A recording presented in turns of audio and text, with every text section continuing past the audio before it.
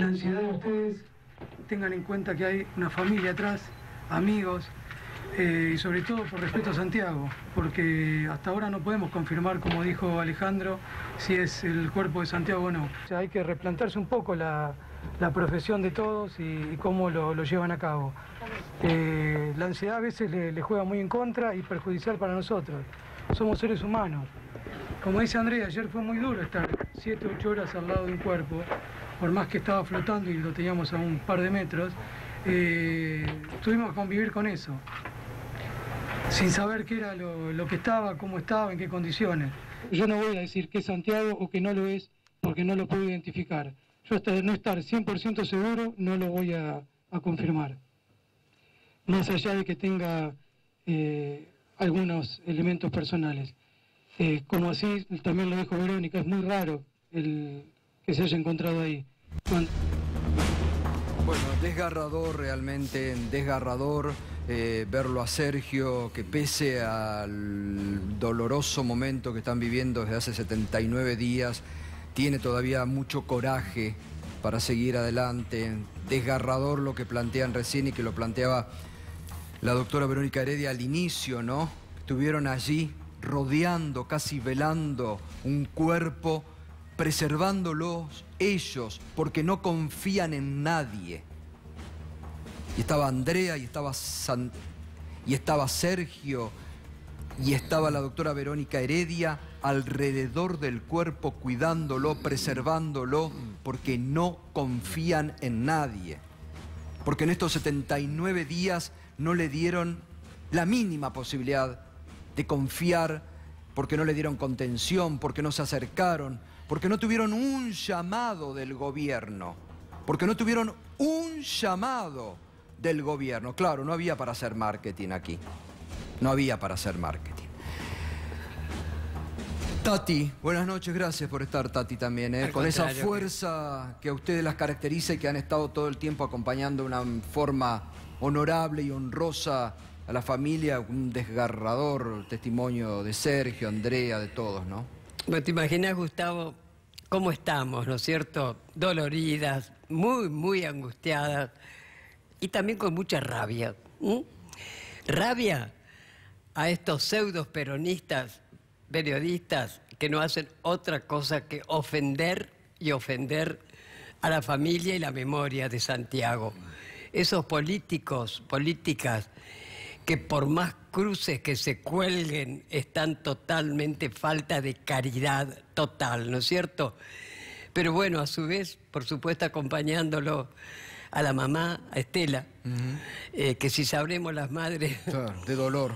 Lo que es la pérdida de un hijo, ¿no? En esas circunstancias tremendas, ¿no?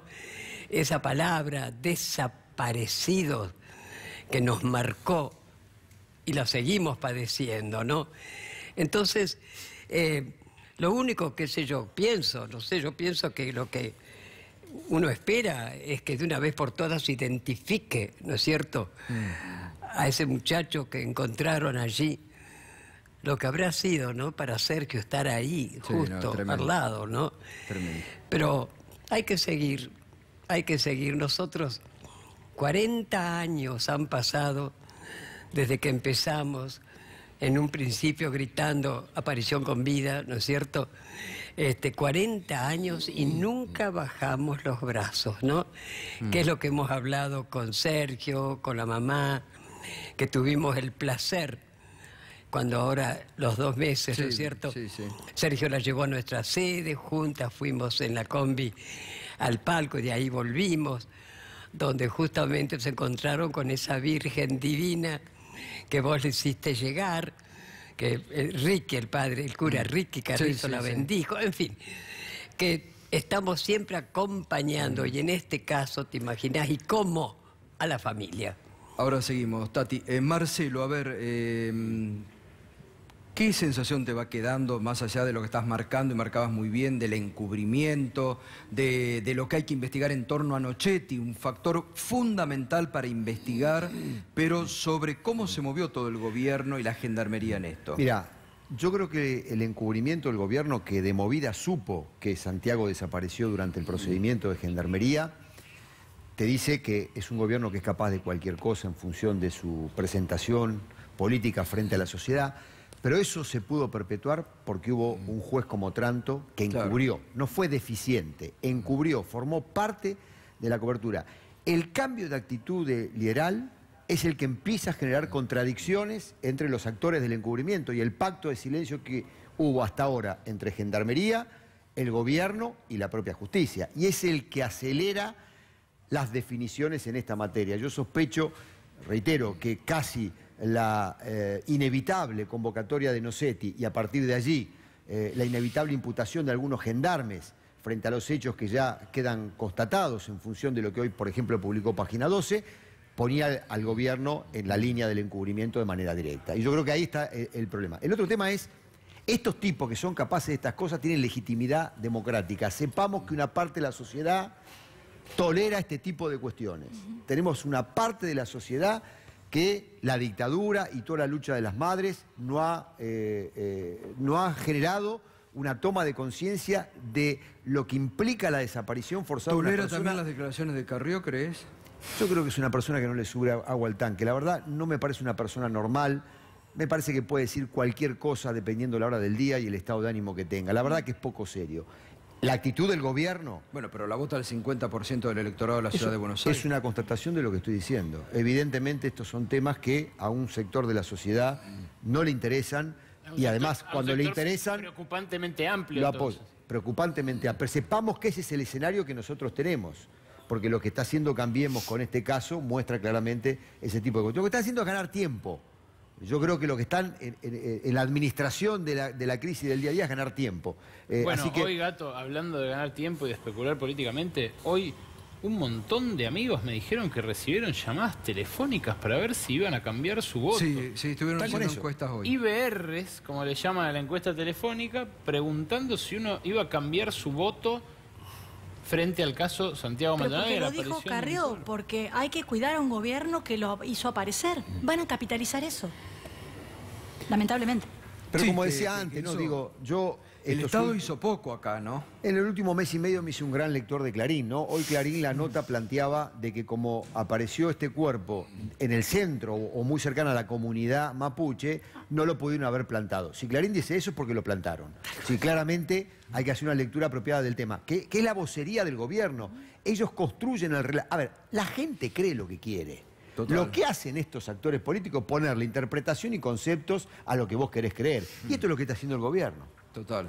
Adriana. Para redondear, tomando lo que decía Marcelo Saín respecto de Otranto, el rol de Otranto, y volviendo un segundo al operativo del 18 de septiembre. Ustedes recordarán la barbarie, el allanamiento en Vuelta del Río, la posterior ocupación de los mapuches de Vuelta del Río, de su juzgado, pidiéndole explicaciones. Algo que no se supo mucho porque no trascendió. ¿Qué dijo Otranto en ese momento? Que él buscaba elementos de Maldonado para la causa. Mentira. Mintió. A los mapuches, a Moira Millán le dijo, Moira Millán lo increpó, le dijo, ¿por qué nos hizo lo que nos hizo? Porque todos ustedes son sospechosos. Esas son palabras de Otranto a los mapuches. Entonces, uno suma 2 más 2, 4. Para Otranto todos los mapuches son sospechosos. Otranto le dice después al diario La Nación que Santiago Maldonado se ahogó en el río. Volvemos al río. En el operativo de ayer, Gustavo, había Matías Santana, el testigo clave, estaba en uno de los gomones. O casualidad, había 2 gomones y 12 buzos. Un gomón va para un lado y, oh casualidad, ese gomón se da vuelta. Cuando logran subirse de nuevo y volver, vuelve el otro gomón diciendo, ¡ay, lo encontramos! O sea, nadie que no sea ni mapuche ni ningún veedor de derechos humanos presenció el momento del hallazgo. Lo mismo que había pasado con el collar. Por eso es importante lo que decía Alejandro recién, la preservación del lugar, porque es clave saber si eso fue plantado. Y te cierro con esto. Vos decías... ¿Por qué llega Geral al operativo de hoy? Lo vimos en la resolución que mencionaba Verónica, firmada el 13 de octubre, la semana pasada.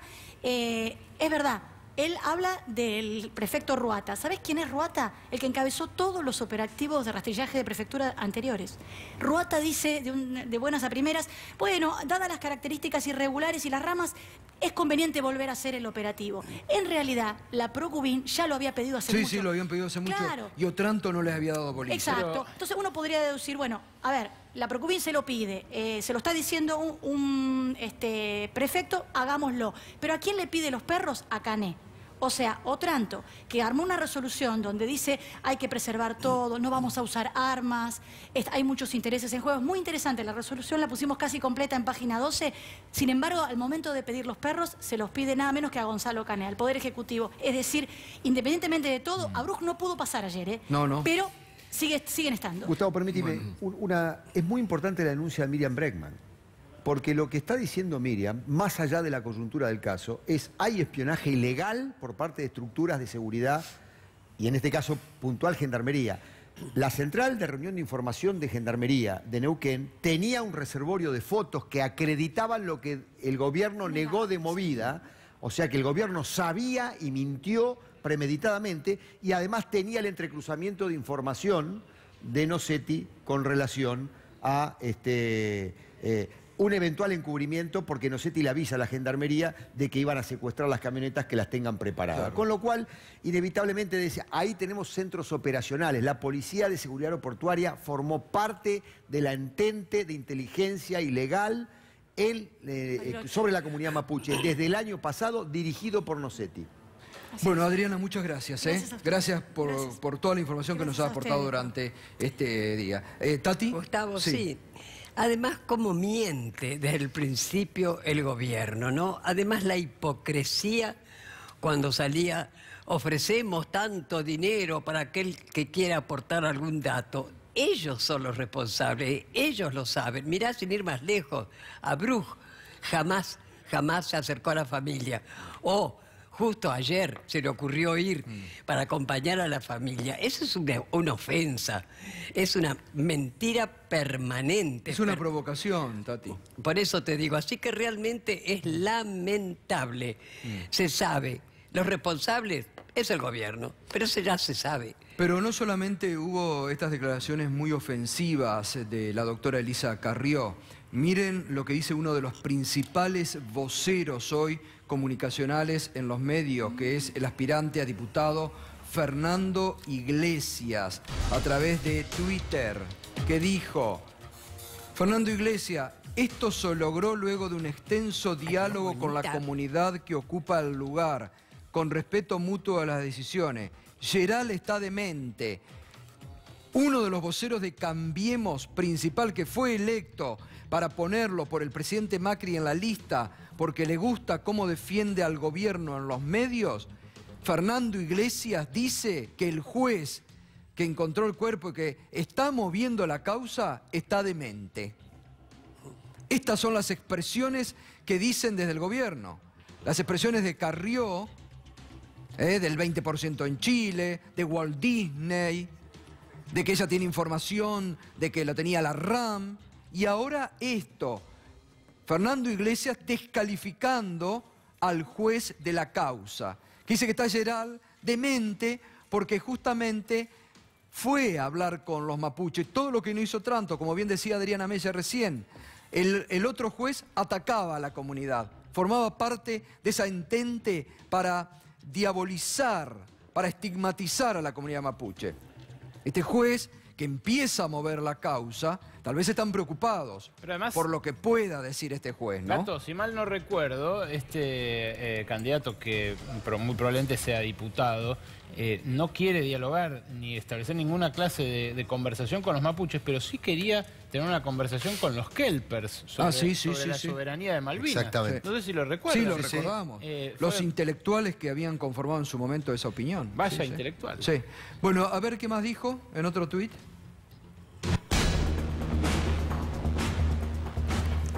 A ver, el Estado encubrió pero lo encontró. La prefectura, 4 días antes de las elecciones, explícamela. Marcelo Ramal. No, yo creo que si ahora apareció este cuerpo y se han producido todas estas situaciones, es porque este entramado de encubrimiento se empezó a caer, empezó a crujir. Esto fue un proceso. No nos tenemos que olvidar de esa inmensa movilización popular del 1 de septiembre, cómo las mentiras se fueron cayendo una a una. Estaba en Chile, se lo había visto en Entre Ríos, en un auto haciendo dedo, todo eso se fue cayendo y fue apareciendo implacablemente la responsabilidad del Estado y de la Gendarmería. Pero yo me quería detener, Gustavo, en esta expresión terrible de los familiares de Santiago del Hermano, cuando cuentan que se quedaron 7, 8 horas al lado del cuerpo, porque efectivamente no pueden confiar en un Estado, y si no pueden confiar en un Estado, y vamos a decirlo con todas las letras, acá tuvimos 80 días de una conspiración política. Esto fue una conspiración, organizada del Estado. A veces cuando se habla de una conspiración alguien dice, bueno, alguien actuó contra un poder del Estado. No, acá es el Estado que ha conspirado contra la familia, contra los que acompañaron la movilización de Santiago Maldonado. A ver, me espera un minuto, porque hablando de Carrió parece que acaba de sacar un tuit. Quiero pedir una reflexión. ¿Qué dice? Quiero decirle a la familia de Santiago Maldonado que nada de lo que dije tuvo la intención de herirlos. Y si lo hice, les pido mis más sentidas disculpas. Lela, Tengo el más íntimo deseo y la voluntad de que haya justicia para Santiago y pido perdón de corazón si les causé algún dolor. ¿Qué? Tati. Sin comentarios, querido. No. La falsedad llevada ahí. Por favor, es muy fácil ofender y después pedir disculpas. Por ahí las encuestas ¿Quién le va a creer? Por ahí las encuestas telefónicas dieron alguna respuesta, entonces se dieron cuenta que tenían que reaccionar y salir a pedir disculpas.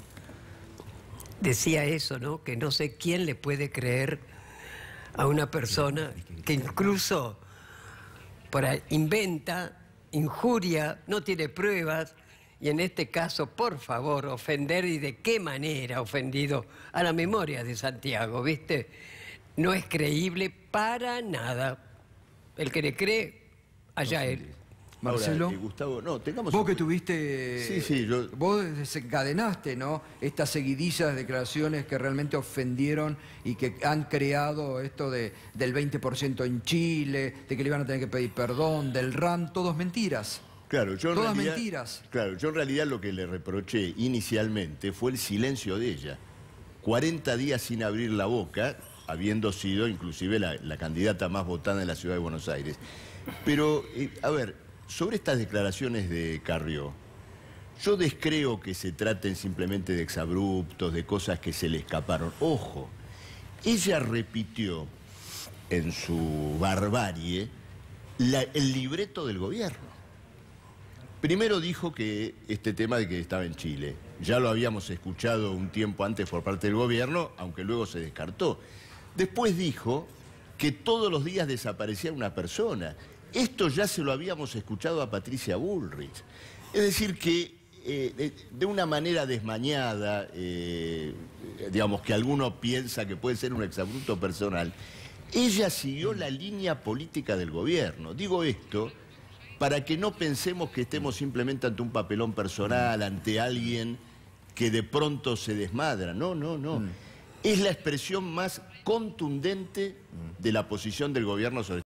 Pulov en Resistencia Cusamen, hermano del lonco Facundo Jones Guala, que está plenamente seguro que el cuerpo fue plantado, porque aparece exactamente, según ellos, a 100 metros de donde los mismos gendarmes filmaron con sus teléfonos celulares en las pericias que la Policía Federal realiza sobre esos 70 efectivos que actuaron en la vera del río y en la zona adyacente. Y yo me quisiera concentrar en este momento en lo que podríamos llamar los 7 del patíbulo, que son unos 7 personajes gendarmes, empezando por Emanuel Echazú, siguiendo por Peloso, Chucra, Segovia, Gómez, a quien podemos llamar la liebre porque estuvo en todas partes, estuvo en Leleque, estuvo en la LOF, estuvo en todas partes, es el testigo perfecto, es el primer notario, el primer escribano del relato oficial, hace la primera acta el 31 de julio, posteriormente toma la senda de Echazú con una fractura de pómulo derecho y una grave herida en el maxilar. Heridas en el cuello que pueden ser un enfrentamiento mano a mano a la vera del río, eso lo tiene que determinar la justicia, y una cantidad de sangre muy importante que le llegaba hasta el cuello del uniforme, incluso salpicaduras de sangre que podrían no pertenecerle a él en su uniforme. Todavía no sé qué pasó con la ropa de Echazú y si la justicia mandó a peritar esa ropa. Eso es fundamental. porque el defensor Fernando Machado lo había pedido. Bueno, Echazú va a estar de querellante. La defensa de Echazú va a estar formando parte de la autopsia que se ha encontrado. Realmente eso es increíble, ¿no? Otra cosa más, Gustavo. Ahí aparecen en un sin lugar que no pueden dar explicaciones porque entran en contradicción los gendarmes Soilán, Robledo, que es el que admite que le da un piedrazo a un manifestante, entre comillas, que podría ser o no Santiago Maldonado, y también el comandante Méndez, como bien refería Rajendorfer antes en el primer bloque, que tiene una repentina indisposición estomacal y se traslada casi a más de 40 kilómetros cuando tenía la subcomisaría del Eleque, que claramente es una subcomisaría de la policía de Chubut que trabaja para Benetton. Es así, son empleados de Benetton. Y Escola. Escola, sí, lo marcamos al principio del programa. El único comandante presente, que es el segundo jefe de la Aparte, unidad. Escola dijo en el diario Clarín: nunca llegamos al río, estuvimos a 40 metros de distancia del río, después desmentidos por los propios suboficiales de Gendarmería. Pero además, perdón, le interrumpo, Juan, las actas de Gendarmería adulteradas. Las También actas los de cuadernos. Los cuadernos que denunció la abogada, que denunció la familia. Los cuadernos de guardia, sí. Que supuestamente redactó el propio Echazú, lastimado después del operativo, una cosa muy endeble. La primera acta es de, comienza Echazú a las 11:15 del 1 de agosto, cosa que ya no cierra, porque la fotografía que publica Horacio Berbisky hoy en página 12 es de las 11:36. Es decir, que Echazú, ya de por sí, allí tiene una contradicción.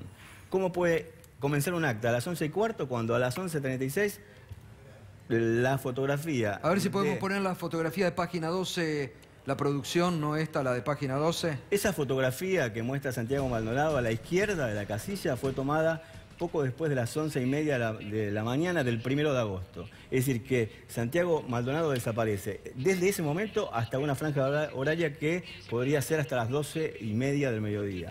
¿Dónde estaba Echazú? Sí. ¿Y dónde estaban estos personajes que referimos, que lo podemos llamar como los 7 del patíbulo, que son Echazú, Peloso, Chucra, Segovia, Gómez, Soilán, Robledo, el señor Méndez, que estaba en un sin lugar, con una indisposición estomacal, y el comandante Escola. Ahora, repetí por favor el dato sobre esta foto. Esto es muy importante, porque esta foto fue ocultada por la Gendarmería. Esta foto estaba en los discos rígidos de la Gendarmería y formó parte de la impunidad con la que se manejaron. Ese dato que diste vos recién es importante. ¿De qué hora es esa foto? Pasada las 11:30 de la mañana del 1 de agosto. Del 1 de agosto. Del 1 de agosto, momento en que desaparece Santiago Maldonado, que hay que decirlo, Santiago Maldonado, insisto con esto, no cayó en una nave venusiana. Estaba allí desde el 31 porque estaba luchando por la libertad del lonco Facundo Jones Guala, que está detenido desde fines de junio con pedido de extradición de Chile, luego de una cumbre entre Bachelet y Macri, donde se acuerda esa detención. Marcelo, cuando estos gendarmes desfilen como imputados, se empieza a esclarecer el caso. Que es lo que la justicia debería haber hecho hace mucho tiempo, si no hubiéramos tenido al encubridor gubernamental llamado Tranto, que me imagino yo que después de esto nos seguirá siendo juez, junto con la fiscal Ávila. ¿No? Me imagino yo que sí. Me imagino que los diputados, cuando terminen todo este traqueteo de la campaña, se pongan las pilas a ver si impulsan un jury de enjuiciamiento, porque es una vergüenza si estos tipos siguen ejerciendo la magistratura después de las barbaridades que han llevado adelante. Lo que sí me parece también es, miremos a Nocetti. Ahí está la clave de todo esto, porque ahí está la conducción política. Este es el corolario triste de una decisión política tomada el año pasado por el gobierno de ir contra la comunidad mapuche por la apropiación de un conjunto de tierras con un enorme valor económico para terratenientes internacionales y también locales, criollos, que todos residen en Bariloche y que tenían un vínculo muy estrecho con la fuerza de seguridad, reitero, Gendarmería y Policía de Seguridad Aeroportuaria. Gracias, Marcelo. Gracias, Marcelo. Ahora vamos, Marcelo. Vamos a escuchar, esta mañana dialogábamos con Horacio Berbisky a propósito de esta foto que hoy fue tapa, un documento exclusivo, la última foto en la que se ve ese 1 de agosto con vida a Santiago Maldonado. Esto nos decía Horacio Berbisky hoy. Porque esa foto la tenía la Gendarmería y no la entregó a la justicia. Fue secuestrada en el allanamiento que realizó el primer juez de la causa, Guido Tranto, 4 días después. Estaba en un disco rígido que guardaba la Gendarmería, es decir, que retuvieron una prueba fundamental que hubiera contribuido a disipar toda la serie de versiones que el gobierno difundió intencionadamente, tratando de desviar la atención, ubicando a Santiago Maldonado en lugares absurdos. El gobierno no ha actuado de buena fe en toda esta historia, y esta foto es una prueba contundente. Tenían la última foto de Santiago Maldonado y la escondieron. Es una prueba clarísima de la falta de colaboración para el esclarecimiento y del direccionamiento del acuerdo de versiones para evitar que se responsabilice a la Gendarmería o al gobierno por un episodio en el cual la Gendarmería y el gobierno tienen evidente responsabilidad, como queda cada día más claramente demostrado. ¿Tenés miedo o te inquieta que pueda haber también intervención o interferencia del gobierno para encubrir o para no llegar a la verdad? No tengo ni miedo ni dudas, va a ocurrir. Pues la pauta con la que se vienen manejando desde el principio.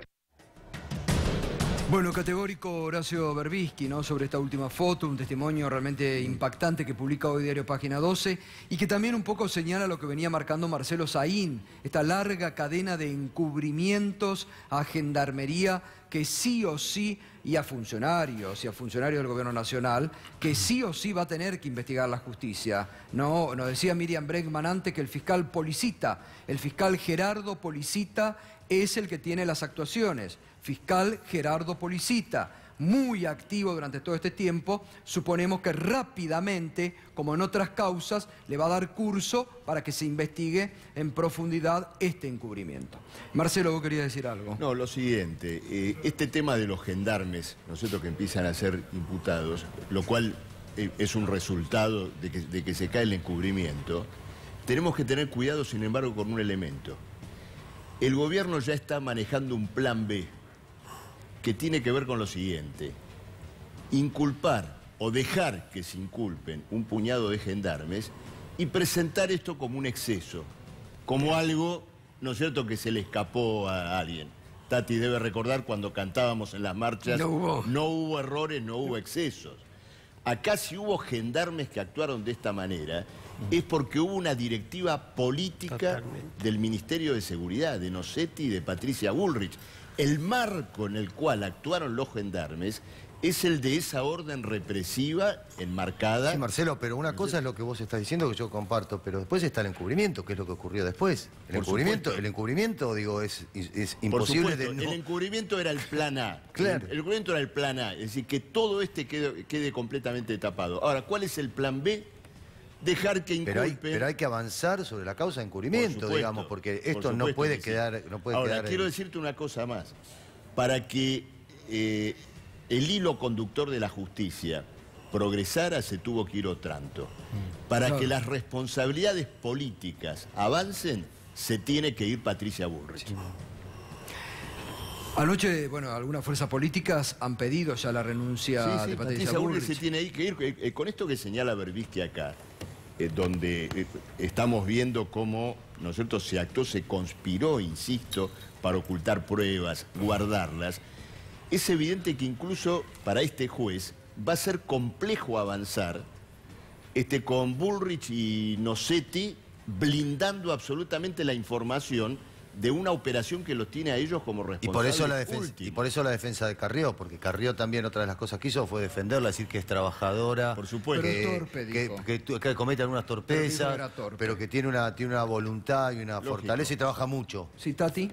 Escúchame, yo pregunto, ¿no? ¿Qué pasa que ampara tanto a la ministra Bullrich a la Gendarmería? ¿Qué hay atrás de todo eso? Pregunto, A ver, ¿no? ella te lo puede responder porque ya lo dijo públicamente, lo vamos a recordar. Prefiero como ministra de la Nación asumir la responsabilidad del caso, dejar que sea la justicia la que investigue y no tirar un gendarme por la ventana, porque esa es la fácil, esa es la que siempre hicieron y yo no la voy a hacer. Si nosotros lo que hacemos es, primero, tirarle la responsabilidad al gendarme, acusarlo previamente, echarle una responsabilidad que no está probada por el solo hecho de una presión mediática sería una mala ministra de Seguridad. Me la banco yo. Y una de las hipótesis podía ser que algún gendarme, en un momento la ministra me dijo, por ahí algún gendarme se le pasó la mano. La ministra me dijo, por ahí algún gendarme se le pasó la mano. Más allá de que voy a juzgar el término se le pasó la mano. Bueno, además debemos decir que el 16 de agosto, cuando estuvo en el Senado, la ministra Bullrich aclaró, dijo que ella iba a cuidar a la Gendarmería porque la necesitaba para otras cosas, ¿no? La lucha contra el narcotráfico y todo eso. No, para la pericia del caso Nisman. Para la pericia del caso Nisman. Recordemos que Patricia Bullrich dijo que a Nisman lo mataron antes de saber de qué iba la cosa. Después llegó a este cargo, la Justicia Federal nombró a la Gendarmería para hacer el peritaje. Y la Gendarmería, en un nuevo dato, sin antecedente en la historia de los informes peritados, dice que Nisman lo mataron a las 2:46. No hay antecedentes en el mundo que se pueda saber exactamente el horario que mataron a una persona. Esta Gendarmería dice 2:46 que el karateca y el boxeador aparentemente lo mataron a Nisman. Pero respecto a lo que decía Patricia Bullrich, es contradictoria. En realidad nadie quería que tire un gendarme por la ventana. Lo que queríamos era que se pare a Gendarmería, que el gobierno colabore con la investigación y que rápidamente se hubiese sabido qué pasaba con Santiago Maldonado. Porque de la causa de encubrimiento, que más allá de lo que dijo Miriam, es un papelón lo que está pasando en Comodoro Pi. Hace 45 días, hoy se cumplen, que hay una denuncia penal por encubrimiento contra Macri, contra Bullrich, contra Nochetti, contra Garabano, que está dando vuelta por la competencia. ¿Te acordás? Sí. En su momento, rápidamente Federico Delgado dijo, en 10 minutos hay que instruir la causa, hay que pedir antecedentes para saber si hay encubrimiento. Canicova Corral se tomó una semana para decir, soy incompetente. Se la mandó al fiscal, el fiscal apeló, fue a la Cámara. Moldes, que no es santo de mi devoción, rápidamente dijo, es competente Comodoro Pi, es decir, el juez Canicova Corral. Canicova Corral no estuvo de acuerdo y la causa está en la Cámara. La semana pasada una audiencia donde fueron todas las partes. Estaba, teóricamente, si es Maldonado, vivo. Ahora estaría muerto. En Comodoro Pi no estallan porque el tema no es público. Pero hace 45 días que había denuncia por encubrimiento, que se podía haber hecho algo, se podía haber avanzado, y en Comodoro Pi la causa duerme el sueño de los justos. Pero eso no sería una mala praxis. Absolutamente. Porque, a ver, la incompetencia se resuelve, acá hay colegas que saben que es justicia de allá o justicia de acá. 24 horas. Aparte, la Cámara Federal está actuando muy rápidamente. Bueno, fíjate que... Así que la Cámara Federal también puede activar rápidamente esta causa por encubrimiento y ordenarle al juez que empiece a investigar. Fíjate, uno que la tiene, porque es la Sala 1, Jorge Luis Ballestero y Leopoldo Bruglia. Y esto fue anterior a que le entre la causa de Julio Devido. La causa de Julio Devido, por el cual a Bruglia lo llamaron de la otra sala, resolvió antes que esto. Y esto es una situación de un delito permanente. Porque, repito, la tomaron de encubrimiento de un tema de desaparición forzada de personas y aparece ahora como un posible homicidio. A ver, cuidado, Rodolfo Canicova Corral, cuidado, Sala Primera, que esto no está en los medios porque los cubren, pero es terrible lo que pasó con esa causa. Se podía haber evitado si alguien investigaba. Totalmente. Juan, ¿y la última información que está llegando, qué es lo que tenés? Bueno, está confirmado que el juez ya notificó a las partes que la pericia, la autopsia, la operación de autopsia se va a hacer en la morgue judicial que depende de la Corte Suprema de Justicia de la Nación. Al respecto creo que Darío tiene más detalles en relación a los forenses, ¿no, Darío? Sí, los 3 médicos designados, tanatólogos, son Roberto Cohen, Cristina Bustos y Jorge Herbestein. Esto lo designó el decano del cuerpo médico, el doctor Luis Mario Ginesin, que está muy enojado con la doctora Elisa Carrió, porque ayer dijo que el decano de los médicos forenses era un corrupto. Y la verdad que el clima del cuerpo médico forense no es el mejor. De hecho, hay paro y los empleados de la Unión de Empleados de la Justicia de la Nación emitieron un comunicado y dijeron que más allá del paro van a estar presentes para colaborar con lo que pasó con Santiago en Chubut. Sí, y van a participar de la autopsia todas las partes. Eso también está confirmado que van a participar todas las partes y está confirmado que se va a hacer con el protocolo de Minnesota, que tiene que ver con la desaparición forzada de personas, tiene que ver con la tortura, tiene que ver con todo lo que nosotros hemos padecido durante mucho tiempo en este país. Esto es un dato interesante, que la fiscal Ávila haya incluido que la autopsia se va a hacer bajo el protocolo de Minnesota y desliza o permite entrever que sospecha que puede haber habido torturas, vejaciones o alguna intervención sobre el cuerpo por parte de la fuerza de seguridad. Refuerza la idea de la desaparición forzada. Es que siempre se va por lo más y se va descartando a lo menos. Entonces tienen que tomar todos los recaudos. Y además, esta causa está siendo vista a nivel internacional por un montón de organismos. Claro. Y no estamos bien, con Milagrosa Ala, un montón de causas. Y esto es complicado. Y es muy importante lo que vos decías al principio cuando le preguntaste a la fiscal cómo se estaba preservando la escena, porque hoy me ocupé de leer el protocolo de Minnesota y es central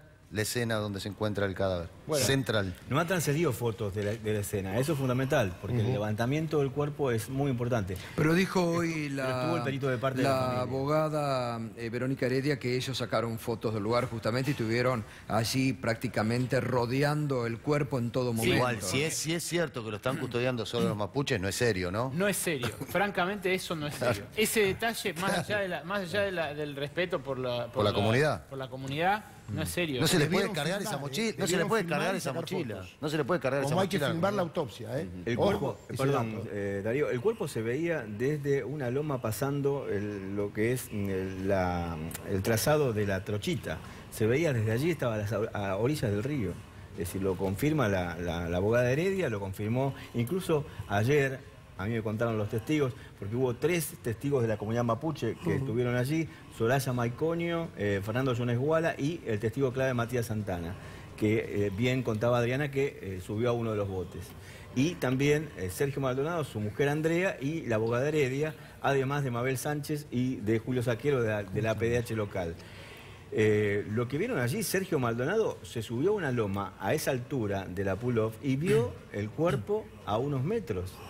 Y no coincide el relato de los mapuches en relación con el comunicado de la Fiscalía. Según los mapuches, el cuerpo apareció entre 50 y 70 metros del lugar en que Matías Santana precisa que detuvieron y desaparecieron a Santiago Maldonado. En cambio, la Fiscalía sostiene que el cuerpo fue hallado 300 metros río arriba. Heredia hoy bien explicaba que las condiciones climáticas no son las mismas ahora que el 1 de agosto. Había 30 centímetros de agua el 1 de agosto, dijo la doctora Heredia, así que imposible que se haya ahogado en 30 centímetros de agua. No solo imposible que se haya ahogado en 30 centímetros de agua, sino que imposible que haya estado maraneado y que haya emergido a partir de la creciente del agua por el deshielo. Ese es un dato fundamental. Claro, esto podía ocurrir si el agua tapaba las ramas y después bajaba, pero no si el cuerpo estaba entre las ramas y después subía, digo. Aparte, eso que están diciendo muchos colegas, de que ahí que el agua es turbia, eso tampoco, no es turbia, es agua de deshielo, es agua transparente. Las aguas bajan turbia es una película, pero aclaremos. No, quiero decirte algo, respecto del lugar, lo que hay que tener claro es cuánto hace que estaba ahí, porque supongamos, se lo dejó ver el 1 de agosto. ¿Podríamos decir que hace 78 días que estaba en ese lugar? ¿Podríamos decir eso? Igual todo eso va a salir en la pericia, Darío. No todo, creo que con todo en la autopsia. Si al cadáver lo cambiaron de lugar, si al cadáver lo cambiaron de lugar, sale en la autopsia si el cadáver fue pero no el tiempo, porque es mucho el lapso. Las expresiones de los peritos hablan de no más de 20 días. Nunca podía ser más de eso en el estado donde encontraron el cuerpo. Bueno. A ver, vamos a ir marcando justamente en este mapa un poco, vamos a ir haciendo la reconstrucción. Allí está el río Chubut, fíjese, la ruta 40, el kilómetro 1880, ahí es la protesta de la comunidad mapuche. En el punto 2, cuando llega la gendarmería a ordenar el desalojo. En el punto 3 comienza la represión, los mapuches desalojan la ruta y van al LOF. Esto es todo lo que marcan, eso es lo importante. Ahí es cuando el grupo de gendarme en el punto 4 los persigue, ingresa de manera ilegal a la comunidad mapuche. Esto hay que señalarlo. Ingresan en forma ilegal, sin orden del juez, a la comunidad mapuche. Otro elemento para que Otranto también sea investigado. Los manifestantes cruzan el río Chubut, no todos, algunos se quedan. Y este es el lugar, miren, acá estaban... En el punto 5 estaban los manifestantes, y ahí se lo ve a Santiago Maldonado, y acá en el punto 6 es donde se encuentra el cuerpo de Santiago Maldonado, si es el cuerpo de Santiago Maldonado, que se presume que sea él.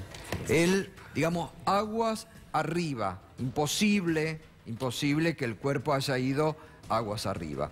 Que ahí es donde están las dudas centrales planteadas, y ahí es donde la doctora Verónica Heredia estaba diciendo hoy las dudas respecto, y la comunidad mapuche es la que señala que el cuerpo fue plantado en ese lugar, ¿no? Este dato fundamental que señalaba la doctora Heredia en cuanto a que el 1 de agosto había 30 centímetros de agua en ese lugar. Y la comunidad mapuche que indicando que el viernes, y el viernes también la doctora Heredia diciendo el viernes el cuerpo no estaba allí. Entonces hay muchas dudas respecto a eso, ¿no? Marcelo. Hay algo creo que es muy interesante, ¿no es cierto?, de toda esta secuencia, que tiene que ver con lo siguiente. En principio la represión debería tener que ver con desalojar la ruta. Sí, ese era el eran objetivo. 7 igualmente. Liberar, y al momento en que llegan no estaban. Liberar la ruta. Pero cuando esto sigue y los gendarmes ingresan, ¿no es cierto?, a la comunidad, ya se ve en esa acción el encarnizamiento. Claro. Es decir, no se trata de liberar la ruta, se trata de una cazar, decían, de cazar. Encarnizada. Sí. Entonces, en ese marco de la represión encarnizada, desaparece Maldonado. Sí. Ahora, yo me pregunto, ¿los gendarmes van a ingresar a la comunidad por la propia? Porque hay un grupo de 4, 5, 7 que se les antojó ingresar, ¿o ya estaba la orden de esa represión encarnizada? La reunión de 48 horas antes de Nocetti. No, por eso, es decir, ahí estuvo la orden de una represión ejemplificada. Bueno, así fue la represión, vamos a recordarla, la ferocidad de la represión.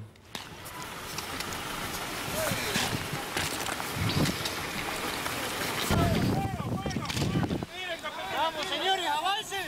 No corran. No corran, fuego. Mire. Gordo.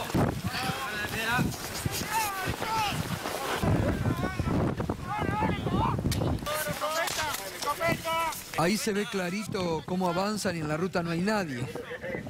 No hay mapuche en la ruta ya estaba liberada cuando la gendarmería avanza. Es lo que decía Marcelo Saín, Gato. Fuego al negro, escopeta, decían ahí. Fuego al negro. Fuego al negro, decía. Es lo que decía Marcelo Saín hace un rato, Gato, que decía que utilizaron la figura de flagrancia para poder ingresar y que esto era una orden directa del Ministerio de Seguridad. Tenían una carpeta sobre la resistencia ancestral mapuche, una carpeta de inteligencia que diseñó Gendarmería Nacional. Discutieron esa hipótesis de conflicto, entre comillas, la jefatura de la policía de Chubut, la jefatura de la policía de Río Negro, el ministro de gobierno Pablo Durán, el ministro de gobierno de Mario Das Neves y todas las fuerzas federales. Entonces el objetivo de Nocetti era probar el presunto delito en flagrancia. Por eso los arenga y por eso los gendarmes avanzan, como decía Ramal, de esa forma hacia la pull-off en resistencia Cusamen. Claro. Con el aval del juez Otranto, que en términos barriales podríamos decir que fingió demencia por lo menos las primeras 72 horas, al igual que la fiscal Ávila, que ahora tiene esta buena voluntad digamos, protocolizar, armar un protocolo jurídico en relación a la desaparición forzada. Pero durante las primeras 72 horas, la fiscal Ávila, representante del Ministerio Público, no se encargó de pedir el habeas corpus. No, pero es importante lo que dice Juan, porque recordemos que la primera semana nadie se ocupó de este asunto. O sea, hasta que esto no estalló en los medios nacionales, de la desaparición de Santiago Maldonado, no se ocupó nadie, ni el juez Otranto, ni la fiscal Ávila. Sí, por supuesto, las Fuerzas Vivas o la APDH de Esquel y todo esto. Exactamente. Pero soldados, solos en el bosque. Por supuesto. Lo que pasa es que era común ese tipo de ataques permanentes, ida y vuelta, pero eran mapuches. Apareció alguien de otro lado. Y ahí tuvo el problema, porque muchas veces se habrán llevado preso a mapuche, le habrán pegado a mapuche y no pasaba nada, porque eran mapuches, lamentablemente. Ahora apareció alguien que era de otro lado, desapareció y se le complicó. Ojo que se le está yendo la mano al gobierno en muchos flancos con este tema. Tengo entendido que la Corte Suprema de Justicia ya estaría hablando con los médicos forenses para ver cómo se va a hacer la autopsia. Y si la Corte está preocupada es porque hay algún problema. Sí, yo creo... ¿Pero qué es lo que querés sugerir? No, que eventualmente ¿Qué problema? La autopsia se hace porque lo ordena un juez interviene el médico forense, la Corte no tiene absolutamente nada que hacer. Bueno, la Sin Corte embargo, tendrá que asegurar que sea en el máxima transparencia, porque ese cuerpo depende de la Corte. Exactamente. Ese cuerpo... Aunque la Corte dijo que el cuerpo médico forense no es de la aunque Corte, Lorenzetti pero dijo bueno. que no cuando las cosas se le pusieron difíciles ahora con el caso Nisman en la pericia de Gendarmería. Pero ese cuerpo médico forense depende de la Corte. Bueno, Lo hay un dijo dato. Garabano el otro día. Hay un dato, tengo entendido que el juez viaja con el cuerpo y el oficio. Hasta hoy a las 7 de la tarde no viajaba el juez. Alguien llamó y habló con él y le dijo, vení con el cadáver y el oficio. Y que tiene que estar, tiene que resguardar. Gustavo, Sí, justamente hablando de esa pericia que se va a hacer en el cuerpo de este muchacho que apareció allí, la tranquilidad que uno tiene que están también nuestros queridos antropólogos forenses, que realmente son palabras santas, ¿no es cierto? Y ellos, los chicos, lo dicen siempre, que los cuerpos, los huesos hablan. Así que entonces vamos a esperar también, Dios mío, el resultado y lo que opinan los antropólogos, ¿no? Y en cuanto a todo esto que se sabe, que está más clarito que el agua, ya se sabe, está comprobado que es el gobierno el responsable. Por favor, más pruebas imposibles, ¿no es cierto? Así que yo espero, sinceramente, que la justicia se saque la venda de una vez y que proceda como corresponde, ¿verdad? Sí, totalmente. Eso es lo que deseamos. Totalmente. Marcelo. No, yo creo que en este momento creo que estamos todos conmovidos y, bueno, todas las escenas, ¿no es cierto?, nos conmueven permanentemente, pero no dejemos nunca de lado que acá tenemos una crisis política y esa crisis está instalada en el corazón del Gabinete Nacional. Las responsabilidades últimas de la represión y del encubrimiento dependen del Gabinete Nacional. Y esto lo tenemos que tener completamente presente y en todo lo que ha ocurrido en estos 78 días ha sido una movilización inmensa de familiares, de amigos, de todos los que pelearon por la aparición de Santiago, pero fue una lucha que se tuvo que librar contra el Gabinete Nacional. Totalmente. Mañana hay una convocatoria de organizaciones de derechos humanos en la ronda de las madres. En a la las ronda 3:30 de las de la madres, tarde. donde, bueno, invito a todos a participar, tratando de subrayar que efectivamente ha sido esa movilización popular, ese protagonismo, el que, bueno, en definitiva ha logrado que al menos hasta el punto en que estamos hoy se haya podido correr el velo del encubrimiento. Bueno, les agradezco a todos. Te doy un dato porque cuando llegue el cuerpo, la autopsia será mañana a la tarde o el viernes por la mañana y se calcula que no va a tardar menos de 8 horas en virtud del estado del cuerpo. Es decir, que entre viernes y sábado se tiene que conocer la identidad. Absolutamente. Algunos dicen que la identidad no tiene nada que ver con la autopsia. Puede conocerse la identidad sin necesidad de esperar los resultados de la autopsia que van más a saber qué pasó y cómo pasó. Sí, claro. Bueno, gracias. Gracias, Tati. Gracias, Juan. Gracias, compañeros. Pausa.